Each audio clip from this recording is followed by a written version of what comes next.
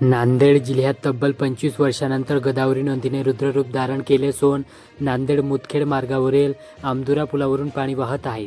त्यामुळे आमदुरा परिसरातील 25 गावांचा संपर्क शनिवारी रात्रीपासून पूर्णतः तुटला होता।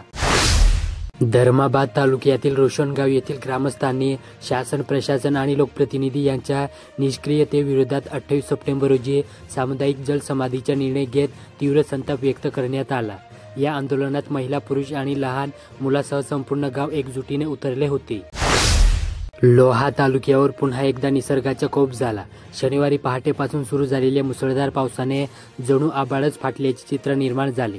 पिके हातून गेली, माती वाहून गेली, आता उरला फक्त नावलाच सातबारा, अशी हतबल हाक शेतकऱ्यांकडून उमटत आहे। बारड येथे नवरात्रोत्सवानिमित्त बारड तीर्थक्षेत्र येथील शीतलादेवी देवस्थानात पावसातही भाविकांची उलट गर्दी होत असून ग्रामस्थांच्या वतीने दररोज महाप्रसादाचे वाटप केले जात आहे। मन्याड नदीच्या पुरात अडकलेल्या दोघांना रामतीर्थ पोलिसांनी जीव धोक्यात घालून बाहेर काढले। ही घटना 27 सप्टेंबर रोजी मध्यरात्री नंतर घडली। किनवट तालुक्यात ढगफुटी सदृश्य पावसाने हाहाकार माजवला। सततच्या अतिवृष्टीमुळे खरीप हंगामाचे पीक हातातून निसटले असून अनेक शेतकरी अक्षरशः हतबल झाले। सकल भागामध्ये पाणी साचल्याने आणि नदी नाल्यांना पूर आल्याने पिकांसह शेतीची जमीन वाहून गेली। तालुक्यात यंदा सरासरीच्या तब्बल 149% पाऊस पडला असून ओला दुष्काळाचे संकट गडद झाले आहे। बाराहाडीपासून 1 किलोमीटर अंतरावर देगलूर बाराहाडी रोडवर सन्मुखवाडी फाटा येथे 28 सप्टेंबर रोजी दुपारी 1 वाजता 2 दुचाकींच्या समोरासमोर अपघात होऊन त्यात एक तरुण जागीच ठार झाल्याची घटना घडली। लोहा तालुक्यातील वडेपुरी येथील ऐतिहासिक माता रत्नेश्वरी गडावर नवरात्र महोत्सव उत्साहात सुरू आहे। घटस्थापनेपासून भाविकांची दर्शनासाठी लक्षणीय गर्दी होत आहे।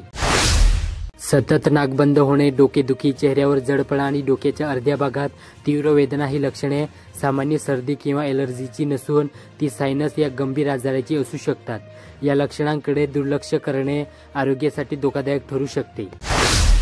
नांदेड जिल्ह्यात सध्या पावसाने धुमाकूळ घातला। पार्श्वभूमीवर विजांच्या कडकडाट आणि वादळी वारे यांच्यापासून कसा बचाव करायचा याचे धडे जवळच्या जिल्हा परिषद प्राथमिक शाळेत देण्यात आले। नांदेड जिल्ह्यात चंदूकाका सराफ ज्वेलर्स यंदाही दिवाळीच्या निमित्ताने ग्राहकांसाठी ग्रँड फेस्टिव्ह ऑफर घेऊन आली। ग्राहकांना सोन्याच्या दागिन्यांच्या मंजुरीवर फ्लॅट 40% सूट आहे। तसेच हिऱ्यांच्या दागिन्यावर 0% मंजुरी आकारण्यात येणार। तसेच 2 BHK फ्लॅट जिंकण्याची संधी आहे। जुन्या सोन्यावर 2000 रुपये एक्सचेंज बोनस प्रति 10 ग्रॅमवर मिळणार आहे। या ऑफर 26 ऑक्टोबरपर्यंत लागू राहतील। लोहा तालुक्यातील किवडा येथील स्वस्त धान्य दुकानदार लाभार्थ्यांना वेळेवर धान्य वाटप करत नसल्याच्या तक्रारी असून उशिरा धान्य वाटप सुरू आहे। याच लाभार्थी वैतागले असून दुकानासमोर धान्य खरेदीसाठी गर्दी लागली आहे। अधिकाऱ्यांनी या प्रकाराकडे लक्ष देणे गरजेचे आहे। हदगाव येथे अतिवृष्टीमुळे शेतकरी शेतमजुरांचे आर्थिक नुकसान झाले असून अनेक कुटुंबे उघड्यावर आली।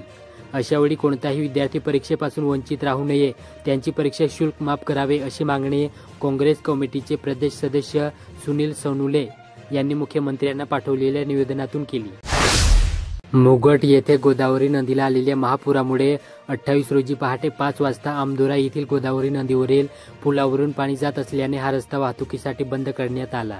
यापूर्वीच गाडेगाव येथील आसना नदी पूल सुद्धा वाहतुकीसाठी बंद झाला। त्यामुळे मुगट ते नांदेड ही वाहतूक सध्या बंद आहे। नांदेड जिल्ह्यात ज्येष्ठ विचारवंत व लेखक प्राध्यापक शेषराव मोरे यांचा शावा मराठा संघटनेच्या वतीने सत्कार करण्यात आला। नांदेड जिल्ह्यात सतत सुरू असलेल्या अतिवृष्टीमुळे शेतात साचलेले पाणी कमी होत असल्याने पिकांचे नुकसान झाले। तोंडातला घास असा हिरावून घेतल्याने नैराश्यातून एका शेतकऱ्याने विद्युत तारेला पकडून आत्महत्या केली। ही घटना 26 सप्टेंबर रोजी वाहेगाव तालुका नांदेड येथे घडली। शनिवारी पहाटे नांदेड शहरात मुसळधार पावसाला सुरुवात झाली होती। त्यातच दुल्हेशाह रहमान नगर भागात एका घरावर वीज कोसळली। त्यानंतर घरातील सिलेंडरचा स्फोट झाला, परंतु सुदैवाने घटनेच्या काही वेळापूर्वीच कुटुंबीय नातेवाईकांकडे गेल्याने थोडक्यात बचावले। या घटनेत घरातील साहित्यांची मात्र राखरोंगडी झाली। कंधार तालुक्यात शुक्रवारी रात्रीपासून मुसळधार पाऊस पडत आहे। या पावसामुळे आणि पुरामुळे शेती पिकांचे अतोनात नुकसान झाले। शनिवारी तालुक्यातील बजूच्यावाडी येथील एका 55 वर्षीय शेतकऱ्याने पुरामुळे उद्ध्वस्त झालेले पिकांचे नुकसान पाहून आत्महत्या करण्याचा प्रयत्न केला.